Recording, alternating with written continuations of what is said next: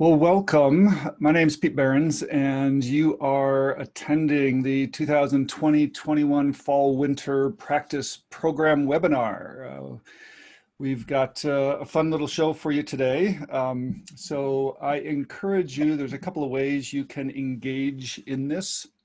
And so we encourage you to participate not just as a listener, but as a curious potential attendee of possibly this program. And so just a little bit about myself, my background. I've been in this space, in the Agile leadership space here for about 15 years, but as a leader before that for another 15 or so. And you may or may not be aware, I've been involved in a number of Scrum Alliance-like things, including as a Scrum trainer and coach, but also helping build some of these programs like the Agile Leadership Program and the Scrum Alliance. And so this curriculum that you're seeing is a form or is an instance of the Certified Agile Leadership Program in the Scrum Alliance. And so we'll touch on a little bit of that. But it's a little bit of a unique community, and I'll share a little bit about the Agile Leadership Journey and how we're unique and different. But this program specifically is going to be covering our practice program here today. Now I've got four wonderful people joining us, and I'll give them a chance to introduce themselves in just a minute. And so that's who you're seeing on your screen is both participants, current and past, and Karen's a special guest here in terms of she's our current program coordinator, facilitator for this year, and will be for this program as well. And so she'll be sharing some of the components of the program as well. So just a little bit about what we want to talk about. We'll do a bit of kind of high level, kind of what is this and kind of introductions here. But our primary focus is to share stories of the people we have here and participants from this year's program to give you a sense of what it's like to be in this program, because it is different. It's not a class. It's really an opportunity to dive in deep on these topics. And then we'll share a bit about what this program looks like for 2020-21 fall winter, 6 month, and some next steps for you. So as I'm noticing some people are already doing, we have two ways to really kind of talk to us. One is via the chat, and that can be, you can send messages to the panelists or you can send it to all attendees, I believe. I don't remember exactly the rules there. There's also a Q&A button if you want to just type in a question that way. We'll try to, and Karen, I'll maybe ask you to also be looking at some of those things to make sure we're keeping on track of that. And rather than reading your questions, what we'll do is actually allow you to talk. So write your question in there, but we'll enable you to talk so you can share your question and we can actually have a little bit more interactive dialogue. So a couple of things on the Agile Leadership Journey itself. So we're a global community. We've got about 30 educators and coaches around the world, and Karen's one of those, myself, and I'll share a little bit more about that later. But our goal is to really develop leaders, and we've got some of those leaders here with you today. And the point here isn't we don't teach Agile to leaders, we teach leadership, which enables agility, both in the way you act and behave as a leader, but also then reflecting that in the organizations. And that's really our goal here, is developing leaders to be more competent, self-aware, in a sense, to be adaptive in their own style, which will make them more effective, and we'll touch a little bit on that. This particular webinar is focused on what we call our practice program. That's the deep dive element of our Agile Leadership Journey. There is a whole nother side to the program, which is our awareness workshops. These would be kind of the Cal 1 equivalents to the Scrum Alliance world, or the Cal, they've refactored that a bit now. But and so the practice programs are 6-month programs, and we'll be going into details on kind of what that looks like for you and in the next few slides here. And just as kind of a, just as kind of a summary on what we're doing in this program is the goal essentially is to improve leadership competencies. So as you go up on this chart, and this is basically a study chart that was done about a decade ago around leadership development and how effective our leaders perceived in an organization. And what you're seeing along the bottom dimension here is something that we teach in this program, which is leadership agility, experts, achiever, catalyst development. And we're focused on developing catalyst leaders, change agents, leaders who are able to change themselves as well as change the system around them. And so what you're going to be hearing stories around is, what is that like? What is it like to be on this journey of leadership development, renewed leadership awareness? And how has that impacted themselves, and how has that impacted the organizations they serve? Or possibly outside their organizations, families, and other things that they intersect with, because this isn't just a work focus here. And finally, just a bit of summary on the program itself. It's a program that runs 6 months. It engages weekly. It has no travel requirements, and so everything is virtual. Everything is online, and not everything. A lot of the focus we'll talk about in just a minute is around these small cohorts, and so. Your ability to practice while you're working. This won't take you away. You don't have to pull away for 2 days or anything like that. You can do this at any office location. We have in this year's program, I believe, 10 countries represented in Asia Pacific, Europe, and the Americas. And so we support a global community and integrate that community in this program. But let me just do a brief, give each one of these panelists just a brief time to just share who they are, and then they'll be sharing some stories here along the way. So we'll start with Karen. Give us your high-level hello. Yeah, thank you, Pete. Well, the slide kind of tells the story, but just real quick, I actually met Pete in, I think it was 2016, 2017, and I went to his awareness class, which is where I first drank the Kool-Aid. And as you can see, since then, 2018, 2019, 2020, I haven't let him get away from me. I just keep hanging on because I love this stuff. For 35 years in corporate America, I did my best to run companies and IT and all of that. And this program, if I would have got involved in this program earlier on, I think it probably would have changed my life earlier. But I'm thrilled to be part of it. I think it's a super impactful program as far as like practicing what we learn in the awareness program. And the cohorts is an amazing experience. So yeah, that's my background real quick. Karen, you were great before the program, but I think maybe you are an example. Yes, old dogs can learn new tricks. Is that fair to say? Yes, that's actually a good example. Arf. Yep. Not an old dog though. You are a veteran and Young at heart. You're a journeywoman here. Yes. Yeah, I like to have fun. I tell you that, and the program is a lot of fun. Yeah. All right, Lou, share just a bit about yourself. Sure.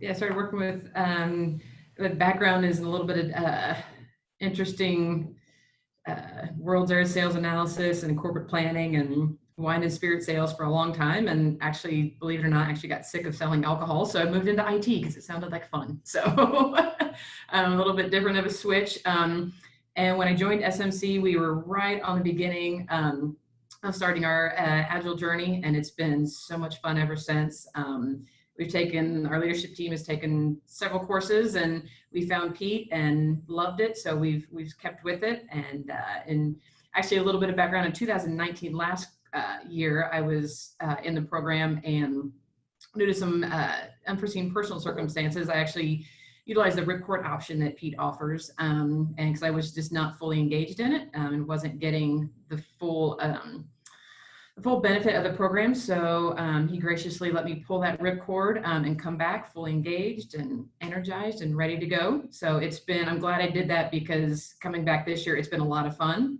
Our cohort we have on Friday morning is a blast, and we have such a good time. We challenge each other, we encourage each other, and it's been one amazing journey, and I'm really, really glad I came back into it. So that's awesome, Lou. And yeah, so what Lou's referring to here is we recognize there is going to be circumstances. I mean, you think about, we started this program pre-COVID, right in that, well, early March timeframe for this year's program.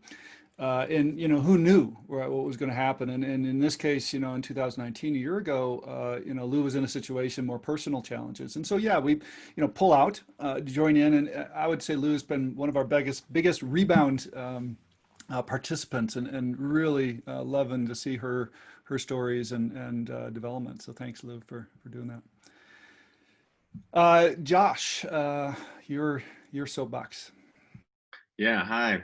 Thanks for having me, and really nice to be a part of this panel on this presentation this morning. My name is Josh Foreman. I live in the Front Range of Colorado, and yeah, I've been in the IT and in software, mostly software startups, for the past 15 years. And currently I'm the director of engineering at a cryptocurrency company here in Denver. And I put some stats. Pete asked me for a little bit of information about me, so I just put some stats that I was kind of proud of what's happened to the team that I've been leading over the past 18 months. And I would say that this leadership agility course, the Agile Leadership Journey that I'm in with Pete, has certainly been a part of that and influenced it very positively.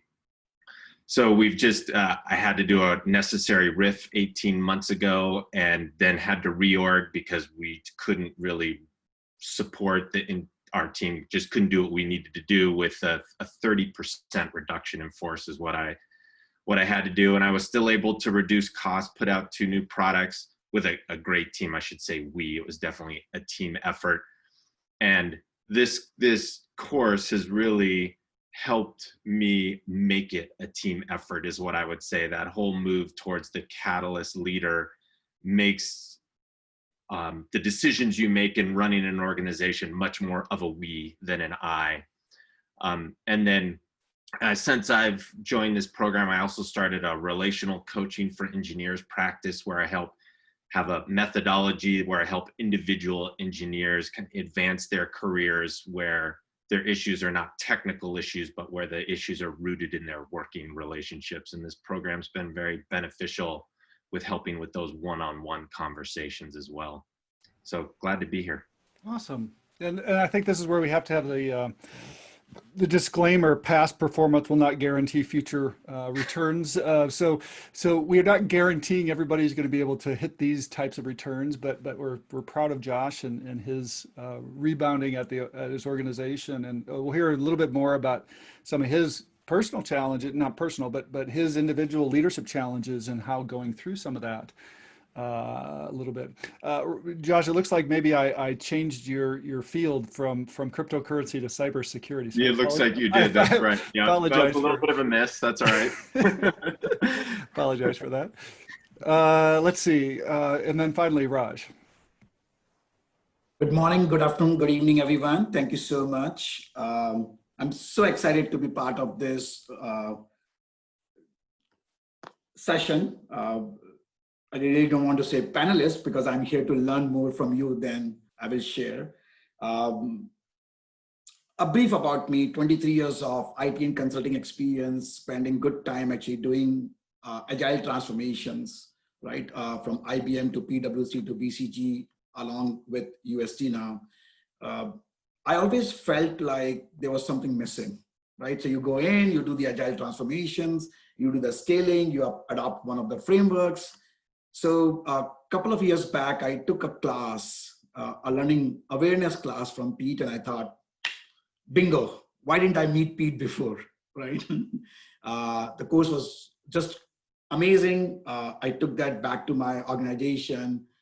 And as I was part of the executive coaching or executive sessions at the client side, adding that content and having a strong understanding also helped me individually to improve my own journey as a contributor in the organization, within my organization, at the client side, and also sharing my thoughts, feedback in terms of what I was learning with the leaders on the other side at the client really helped. So I did become part of the Cal2 program, and I think this is a very thoughtful way of not only preaching, but also practically applying. So it's a very conscious way, very mindful way and intent. And I completely agree with Lou. Our cohort also, in a very respectful way, help each other. And many times you may or may not see that you also need to improvise yourself or refine yourself in some stuff.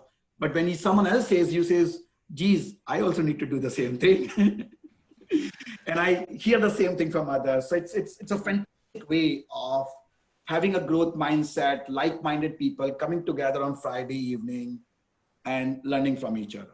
So. Yeah, awesome. Thanks, Raj. Raj represents, what I would say is we get a lot of intersection between leaders and agile coaches, or coaches who want to develop organizations, and then leader coaches. And I think Raj is in kind of in that middle space of leader, coach, and that intersection. And this program impacts all of those. And we get people on all the spectrum in terms of leadership to coaching that find value in these programs. And really it's about personal effectiveness as a leader and driving organizational effectiveness. And obviously leaders and coaches have that same responsibility.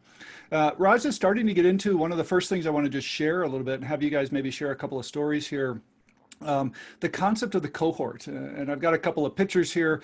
This program is virtual, but we personalize it, and it starts to get fun. It starts to get engaging because we create these small, intimate communities inside the global community. These can be language specific. The top picture there is actually one of our German cohorts. The bottom one, I think, is one of Karen. That's one of your cohorts, sporting the hats here.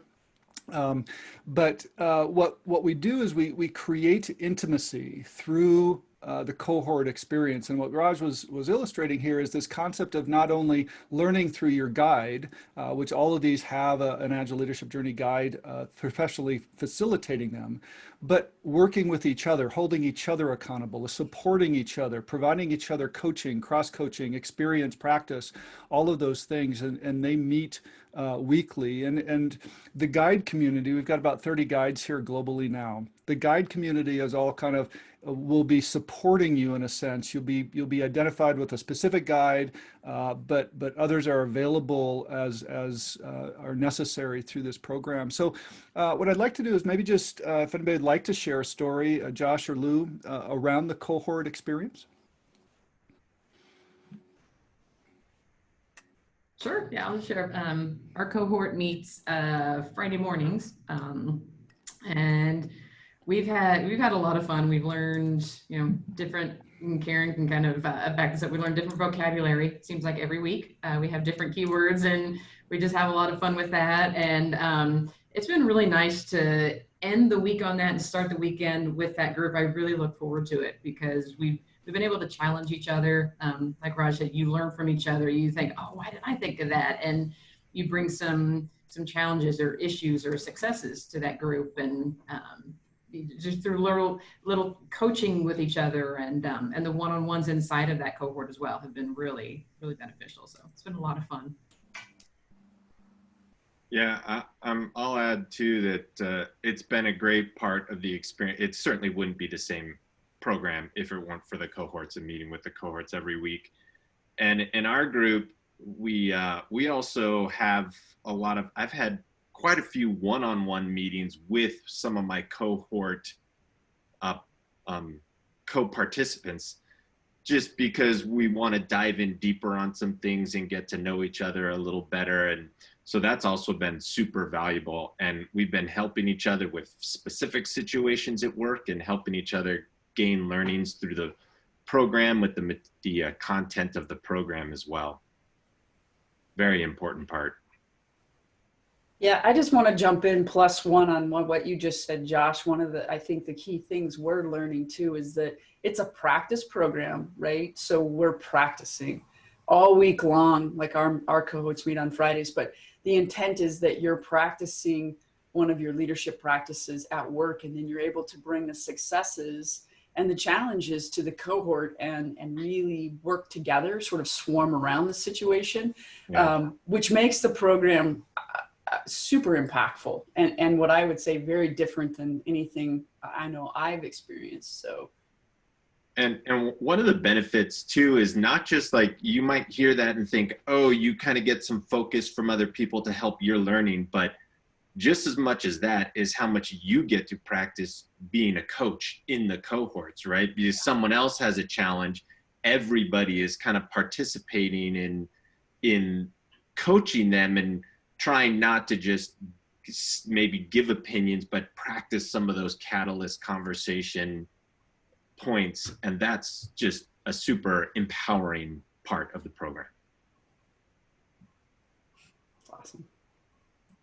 We've got a generic question. It says anonymous attendee. I don't know why, but it says how many dedicated guides for each cohort. So the way we do this in terms of kind of assignments, a couple things on the cohorts. When you register, you basically say a couple things. Hey, I'm located in Abu Dhabi, or I'm in Japan.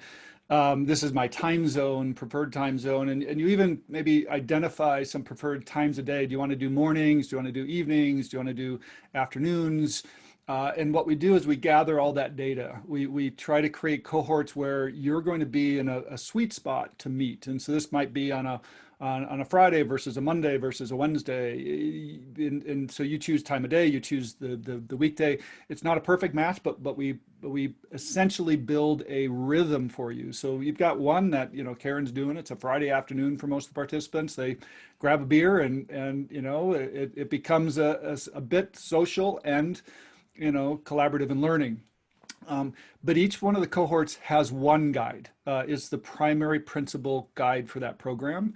But all of the guides that are in the program are available. We have a Slack community workspace. We have what are called now, and I'll kind of start to jump into this.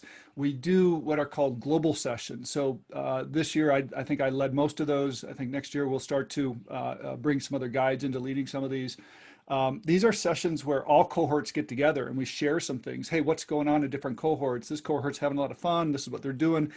Here's some ideas that are coming out of the cohort. So it's a way to integrate, just like you might have a scrum of scrums or some kind of review session. We run these approximately monthly. Sharing some high-level successes and challenges. People meet across cohorts, and it's just kind of that general connection thread that all the cohorts are going through a shared program. And then Raj was I think it was Josh maybe referring to a little bit of the one-on-one coaching. And maybe Josh, I'll have you comment on this a little bit. One-on-one coaching is available both in a formal setting. So we have 360 coaches who come in. It might be your cohort facilitator. It might be someone else who comes in if your cohort facilitator isn't a 360 coach. These are dedicated one-on-one sessions. But as Josh was saying, there's also informal sessions, pull-based sessions. These might be with a peer. These might be with your cohort guide. These might be with me. And so, these aren't forced upon anybody. We're not saying, every week you're going to be doing one of these, but in a sense, we're trying to make as much available to everybody in the program as possible. Josh, any thoughts or just maybe some comments on your experience going through that? Yeah. So, and I'll keep this separate. I think there's another part where we may get a point to comment on the 360 aspect, which was another amazing part of the program. But just on the one-on-one coaching, yeah, it really comes in so many different flavors, and it's one of those things where it is what you make of it.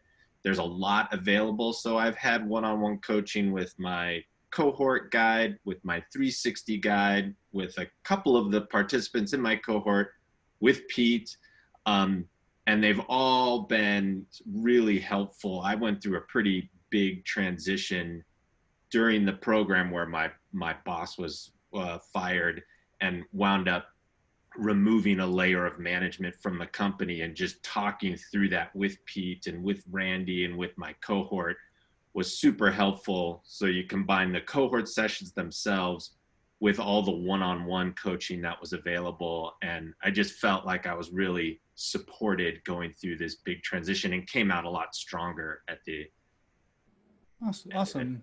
I know, Lou, you also maybe took advantage of some of this. Maybe share any thoughts you'd like. Sure. Especially on the 360 feedback. I know last year when I was in it, the 360 came back. It was awesome. I mean, everybody had really, really good things to say.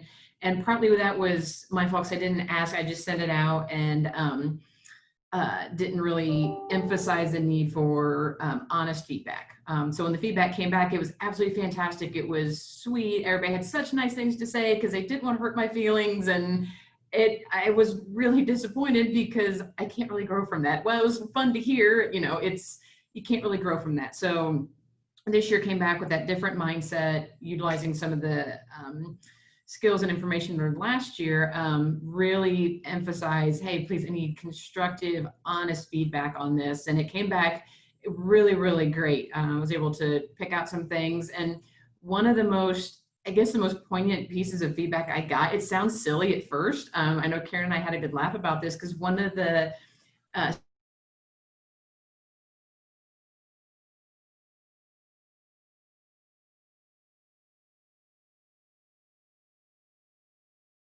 But then I sat and thought about it, and that was his honest feedback. That was him saying, hey, look, that's too much for me to communicate with me. So if you want to really get my buy-in on something as a leader, don't be so enthusiastic, maybe try a different way around it. So just little feedback like that was really, really important. So I say, like, if you're, when you sign up for this and you send out your 360, really emphasize the need for truly honest feedback and get that from people that you know will provide it. Yeah, thanks Lou for that, and Josh for sharing some of that. So in a sense, what we're talking about here is there's lots of engagement models. We have the cohort, which is your primary. We have these global sessions to connect and guide. We got these one-on-one to provide specific focus. So there's a question here that talks about, can I involve my organizational people in my growth while I'm being coached in this program? It says this question is to illustrate others. How can they involve their stakeholders in their development? So kind of curious, you know, did any of you maybe connect where you took what you're doing and you got others involved in your development?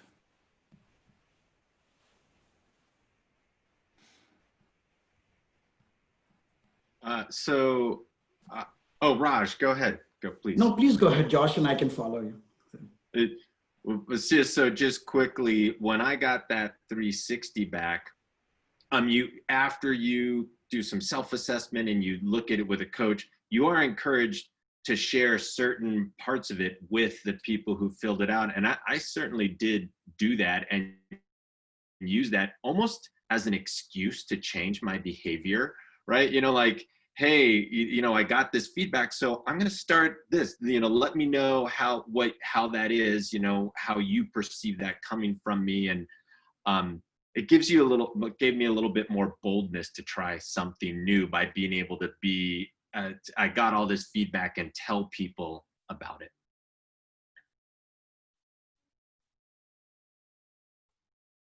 I have the same thing, Josh, as very correctly said.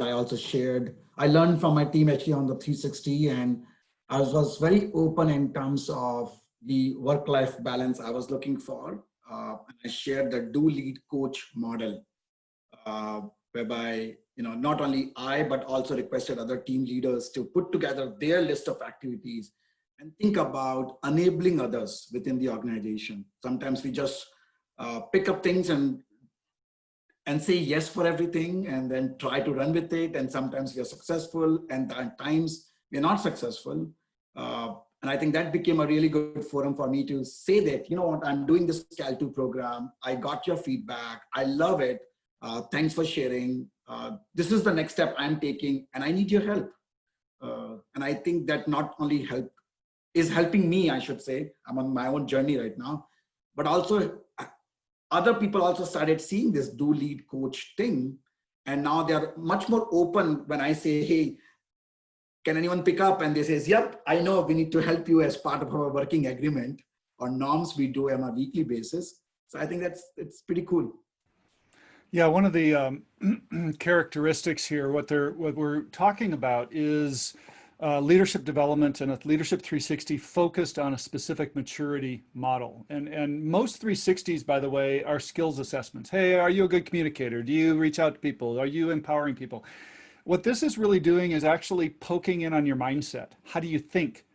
how are you showing up, and what is your executive presence in terms of, are you a bit more dominative or submissive, this assertive accommodative balance, or, in a sense, where's your focus? What are you doing? In a sense, Josh was talking about this concept, or Raj, the do lead coach mode. Most leaders operate in what we call this heroic mindset, and that's what we call experts in achiever leadership. About 90% of leaders fall into this category where my focus is on the work. My focus is on the programs, the projects, the deliveries, because that's where a lot of the pressure for most leaders is at. The challenge there is when we do that focus, when we're just focusing on the artifacts and the progress of the company itself, we're kind of missing the culture and the organization and the people and the vision and where we're going. And what ends up happening is we get these kind of myopic and kind of driven companies that might be successful in a short term, but miss this larger opportunity, this concept of, how are you developing a culture people want to be a part of? And that's really what we're doing here. So when we talk about, does your development as a leader change the organizations you work with? The answer is absolutely yes. Your focus, your mindset, your behavior will shadow into the rest of the organization. And that's what we're doing here. We're focusing on you, but as an extension, this transparency to other people, this connection in your behaviors, how you show up in meetings, how do you respond to a stakeholder, all of that is going to start to translate. And for example, like with Lou, and maybe Lou talk about this too, SMC brought in, last year when you first started, brought in a handful of leaders into this program.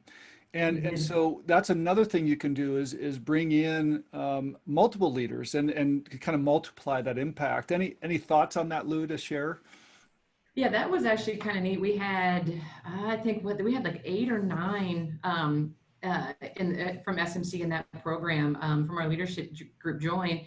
And one cool thing about that as well is if you can get other people in your organization to join in, you also find yourself getting into a little cohort of yourself doing that too, because you can work with each other and bounce ideas off each other. You're going through the same journey.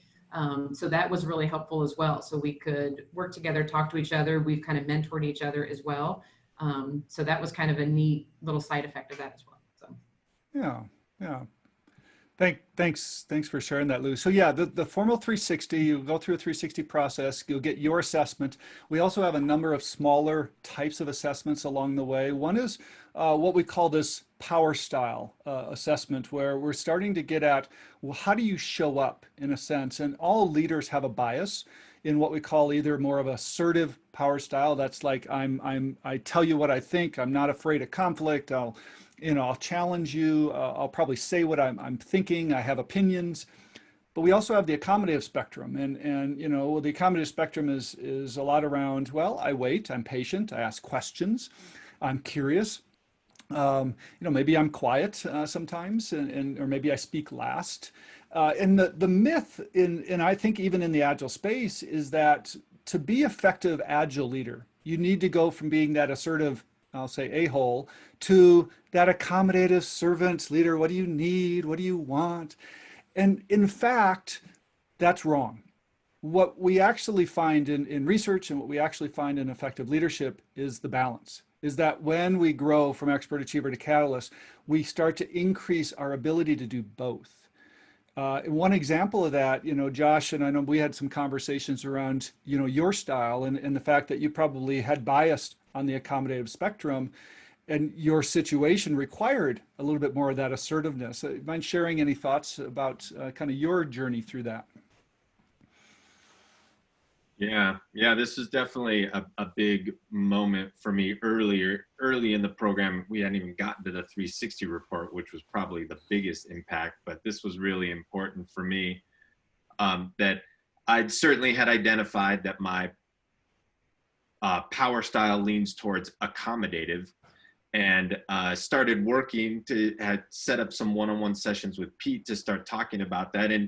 And he kind of coached me through an interaction with my boss at the time where I was really just over accommodative. And what I learned was that how I could be assertive was rather than just flat out saying no. So that's what I was either doing. First, I was very accommodative. Then I got very assertive with her and just started saying no. Both of those styles were not working well. Not getting good results. So through some coaching with Pete, what I realized is I could be assertive by asking some of these catalyst questions that we might cover in a little bit. I'm not sure. I don't know if it's too important for this group, but basically gaining understanding with my boss at the time and being assertive, just making sure, where are you coming from with this question? You know, like I wasn't just, instead of just saying no to what she was proposing or rolling over and saying yes, I could say, what's underlying this? You know, where are you coming from when you ask these questions or you make these suggestions? And this was COVID, it just hit, so everything was slack. So I actually had a nice ability to go from one point where she made a suggestion and it took a full day of asynchronous Slack messages back and forth. And we ultimately wound up with a very good result in the end by me being assertive in making sure that I understood where she was coming from rather than just reacting. It was really changed things a lot for me. That's awesome, Josh. Thanks. And what you're bringing up is where a lot of leaders fall into. It's that pendulum swing. Either I lay down or I jump back and I'm defensive and assertive. And that's, neither of those tend to be effective here. And so appreciate your story sharing there. A question. Pete, just one comment on that. Yeah. Oh, yeah. Sorry, I just want to plus one on that. Both the 360 and this power style thing, one of the things that Josh just brought up is his awareness that this is what's going on. So one of the big things we did, I know Lou, like you take the 360 and you take it from your intent and everybody else takes it from their perception.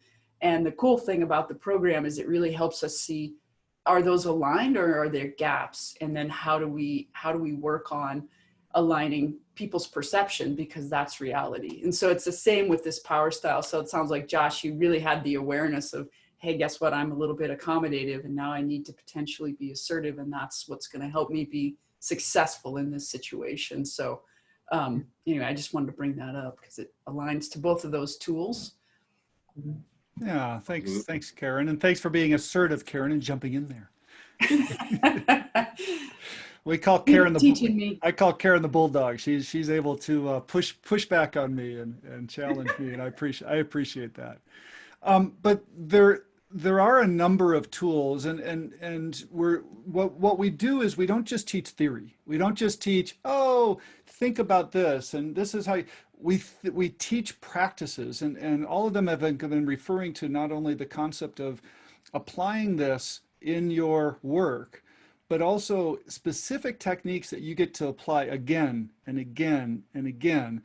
And one of the things that one of my favorite practices, the catalyst conversation, something we teach in our awareness workshops that helps leaders act like a catalyst, and find this balance in their power style. And what's interesting about this, if there's one kind of tool that connects everything else in the program, it'd be what I'd call the catalyst conversation. And what's fascinating about this is we get a chance to practice in our cohorts to do the catalyst conversation, reflect. We call this triple loop learning. We can actually, two people in our cohort have a catalyst conversation. Everybody else is observing both the conversation and how they're running the conversation and giving feedback on both, which is really kind of fun because now you're in a coaching session and you're being coached on your coaching, which is really neat in the cohorts, but also then just something you can do as your practice. And so I'll open it up to the panel who would like to maybe share some thoughts on catalyst conversations. Raj. I can pick up actually, and this is definitely a very conscious when you are in the consulting environment at the client side or with your team members, because they will give you feedback right there, right? Working in consulting organizations, I got that very, and that helped me grow. However, I'm applying this actually more so at my home. So I'm going to share something. and more so like active listening. With a travel job, when you fly on Sunday and you come back on Thursday, or you have to fly back on Friday, you only get weekends with the family, and many times you have so much you want to share with them. And same thing, they want to share, but you are like, you know what, let me tell you what I did here and what happened here. And the focus area I have is more about the active listening, right? And so that's where I started actually listening more to my spouse and said, let me align with her objectives. Let me explore her perspectives. Because most of the time what I will do is she will say, this is what is happening. And I will say, yeah, I think this is what we should do. And I was like, why am I doing problem solving for her? She's much more brilliant than I am, right? She's been dealing with things and she knows how to do it. So I kind of started using it. I'm at home right now. So morning we go for a walk. And I kind of start playing this with her, is that I will listen to her, I will align, I will explore her perspectives. And the words I will always use is, yes, makes sense. Please tell me more. You are doing an excellent job. I love that you're looking at your cheat sheet. Yeah. That's awesome, Raj. You know, the concepts that this applies to more than just work is real. You know, this is something that not only improves you as a leader, improves you as an individual, as a partner, as a parent, as a child to a parent. All these relationships can be improved through the teaching that we're doing here. And while that's not the primary goal, it's definitely a significant outcome. Any other thoughts? Yep, go ahead, Luke. On the the Catalyst conversations, it starts off, if you haven't done it before, it starts off awkward. And it's usually that first time you practice, it's, oh, this is weird, I don't know if I'm doing it. And you're looking at the cheat sheet and it just feels just out of the ordinary conversations. But one really cool thing, the more you practice it and the more you go through it in your cohorts and you have those one-on-one meetings with your cohort people, it becomes natural. And the one thing I've noticed now too is, like, now when we have those conversations in our cohorts, we don't even realize we're doing it. And Karen will come in and be like, oh my God, you guys are having this conversation. And so it's really cool. Like, you don't, and as we coach each other through it, and like, as you talked about, Pete, the feedback loop on it is that as we're having that conversation, others can observe that and practice and also realize, you know, hey, you did this really, really well. And it's not so awkward anymore. So, and kind of a funny story to when Raj talked about doing it personal, one of our guys in our cohort session, they were out of school and they were starting to go back, and he was wondering if the Catalyst conversation would work on his 2 or 3-year-old trying to go back to nursery school and talk her into it. So it does work on that as well. So we kind of coached him through that, but it's neat just through that practice and awareness, it doesn't become awkward anymore by the time you're done. So. Awesome. Awesome. Well, let's talk a little bit about some of how this program is run and give you a little bit of perspective here. I am seeing some other questions, and we will make sure we get to all those questions. I'm answering some of those in the Q&A section by typing, just so you're aware if you're online, but we'll make sure we summarize those for you. We have a couple of tools, just so you're aware. We've got an entire kind of online portal, which includes a learning management system. We also have a Slack workspace where cohorts collaborate in private channels. The whole program collaborates. In fact, we've got now 3 years worth of participants who stay in this community. And so this isn't just a 6-month thing. This is something that we want participants to join, and it becomes an ongoing benefit. And we're encouraging more and more over time to integrate between courses and continue your learning and engagement through that system. And finally, talk a little bit about the agenda. And so I'll leave it to Karen here to kind of dive into this a little bit, and let me know, Karen, if you want to share your screen to poke around here. Yeah, unfortunately, hopefully this will work. My internet connection seems to be a bit unstable, but yeah, so from a calendar standpoint, this is basically laid out just like we kind of walked through it. We start off with the 360 because there's a fair amount of work to do to create kind of a team. So you take the assessment, your manager takes the assessment, people that report to you, stakeholders, and we kick that off right away at the beginning of the program so that we can get that back. We talked a little bit about power style. Oops. I'm preparing in case you can't show. I just loaded up the LMS. Oh, okay, gotcha. So then the next thing we do, and I think Josh, you spoke to this a little bit about the power style, so that was early on, and Raj talked about catalyst habits. So there's a fair amount of like work that we're doing, and when I get into the LMS, I'll show you how we progress through these 8 modules. Then you get your feedback for them 360. And we go through that with your coach and with your cohort. You start to develop what we call focus areas. And from that, you get your first focus area. Then we take a break. But the key thing about your second focused area is that, and one of our panelists, I can't remember who, but someone else within your cohort coaches you on your second focus area. So that's really neat because, again, you get that opportunity. I think it was Josh, to be a coach, to practice with people in a safe area within, your cohort, and then take that back to your work and to your office. And so this is, again, the practice component of this program makes it super impactful. It reminds me when I was playing college basketball, it's like we had to practice for the games, right? It's like you got to go practice and get the work done. And then we end the program with a feedback survey. That's a simple survey. It's a qualitative survey, so it's not quantitative, but we go back and ask folks, how are we doing on our focus areas, number 1 and number 2? And then we end with basically your change story. And everybody on here from a panelist standpoint clearly has a great change story from the beginning of the program to the end. So the 8 modules at 24 weeks, I think is an amazing, impactful program. So let me share really quick just how this works. Can I share? It says I cannot share.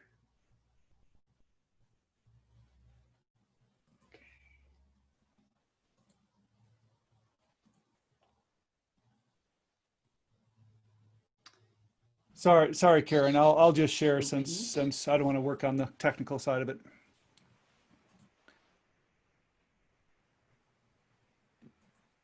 Karen? Yes. Yeah. So just walk us through maybe so what we're looking at here is like the LMS, Okay. and just so people are aware that it's a completely guided system. Anything you want to show us here, Karen, that might be a reflection or kind of help understand how this works? Yeah, so this is exactly parallel to the schedule we just saw. It's got the 8 modules, and it's one central place where all the students go. The top nav there, it says course, discussion, schedule, workbook, all of that. The neat thing about that is the schedule that we just went through is right here for reference. The full workbook from the awareness program is also in here for reference. Pete has some early on videos that take us through Expert Achiever Catalyst and help you really think about how does that work. And Yeah, looks like my internet's a little slow right now, showing it as well here. Not sure, but yeah. So in a sense, what we do is every week you've got information, you've got videos. You've got some analysis, maybe you're doing particular prompts that cohort's focused on. And so you won't ever necessarily feel lost in the system, I guess is maybe a good way to say it. yeah, that's good. Yeah, yeah. Now there was a question, Karen, around if I have 5 friends join the program from the same city, shall we request to be grouped together in one cohort? What's your thoughts on that? Well, the PhD in me would say it depends. What does it depend on? Well, I like diversity. I would say that it's best, it depends on what your intent is. We like to cross-pollinate groups. Like Lou's a perfect example from SMC. Her company, we don't have all the same people in the same group. It gives you diversity of perspectives, which all of our panelists have really referred to today. So I personally think that's healthy, but we're pretty flexible as an organization too. That would be the agile side of us. So anything's possible. I guess my perspective is I would go for the diversity and have you have different inputs and different perspectives. But to go on that, Karen, I agree. like you said, like we were all in different cohorts, and we actually preferred that, because while we all strive to be the catalyst leader, we all had a little bit different perspective on how we practiced, and we wanted that, because we work together every day. So it was kind of nice to have that diversity of thought, and yet we could still come together and say, hey, this is what we learned in this cohort, this is what this cohort said, so we could bounce those ideas off each other. And so it was nice to have that kind of separation as well. But then it was also nice too, is since we were all in the same organization, it created that huge cultural change as well. So it was nice to get multiple people in it with just some slight differences. So Yeah, thanks, Lou. My recommendation would be, yeah, split up, join different cohorts and actually form your own kind of virtual cohort, which you can do on your own. So these 5 friends, you're likely going to get together anyways.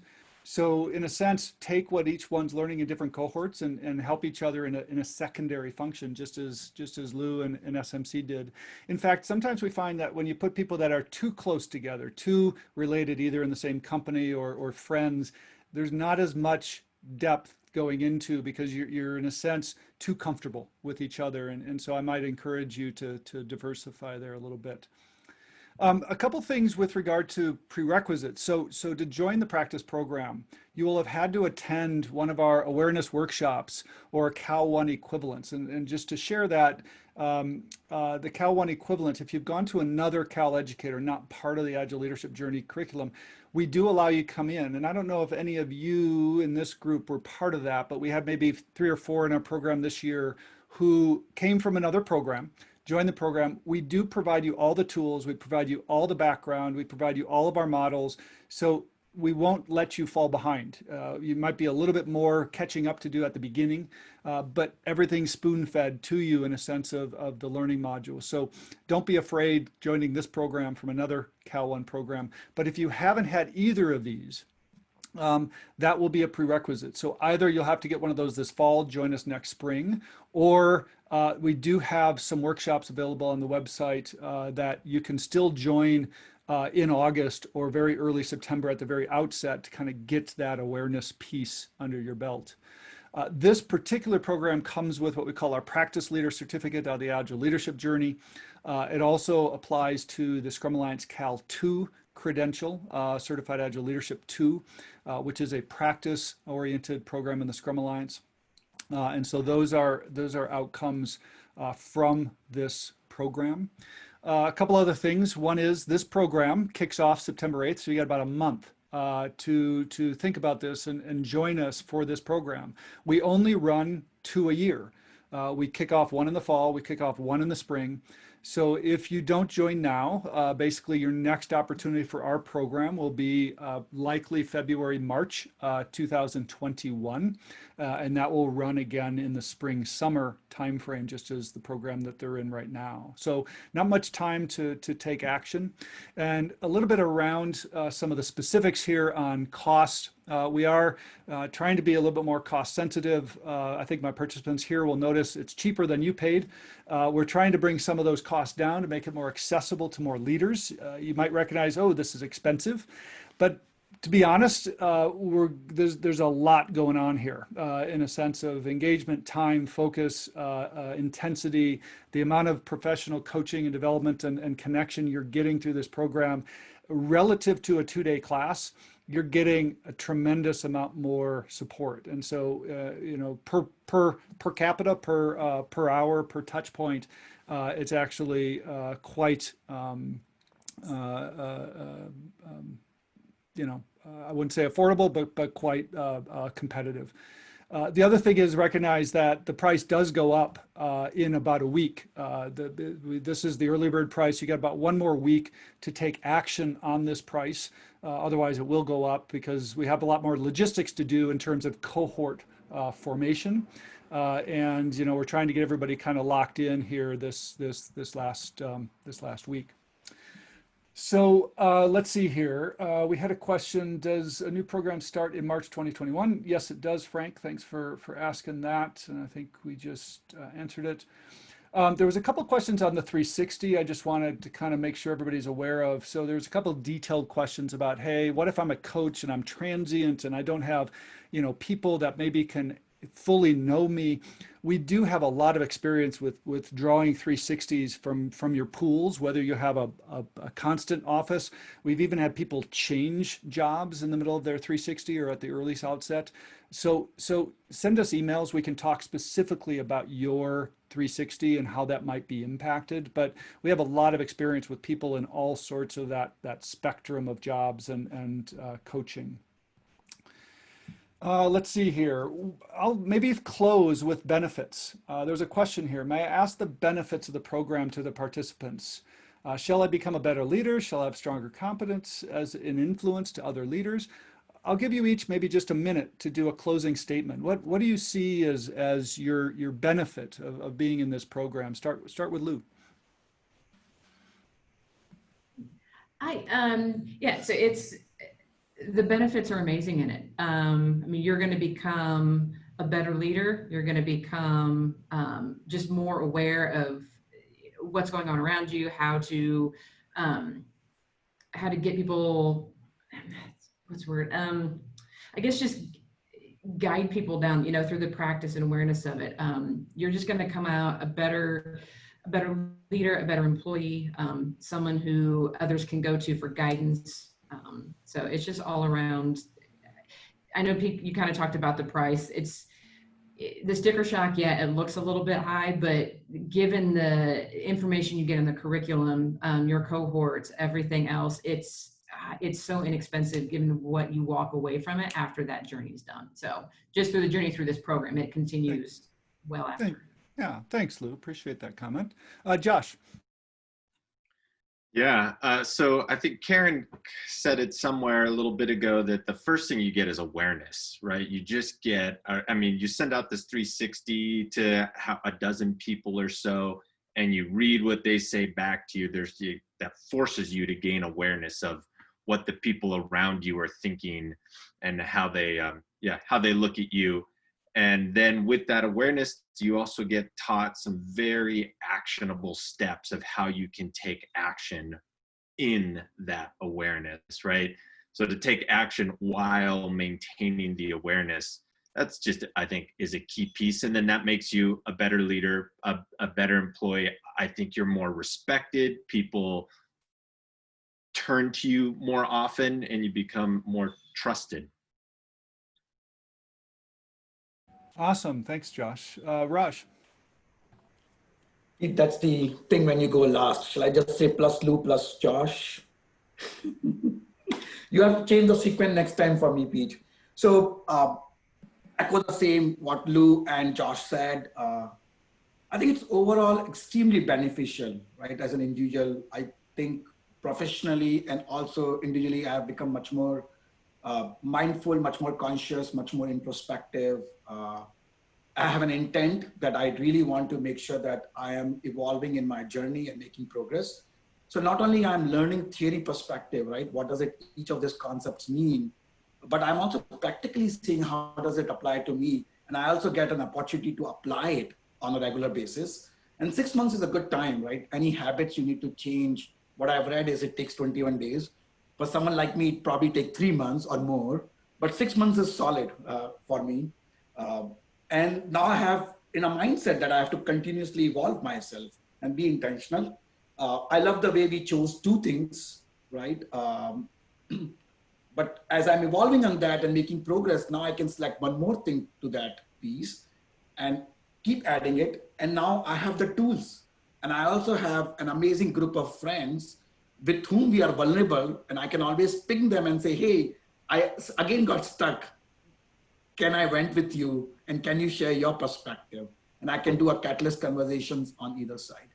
So that's what I would say. Thank you. Awesome. Awesome. And any final thoughts? Karen.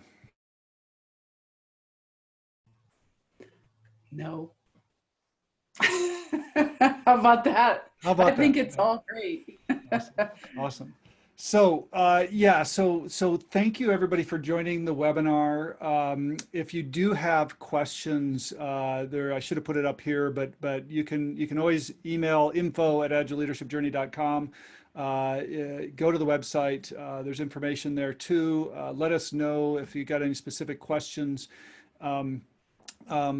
We'd love to have you in the program, but we recognize this isn't for everybody. It takes work, it takes focus. And if you're not in that right headspace or you don't feel like you have time, that's okay. Find a time where this will work for you.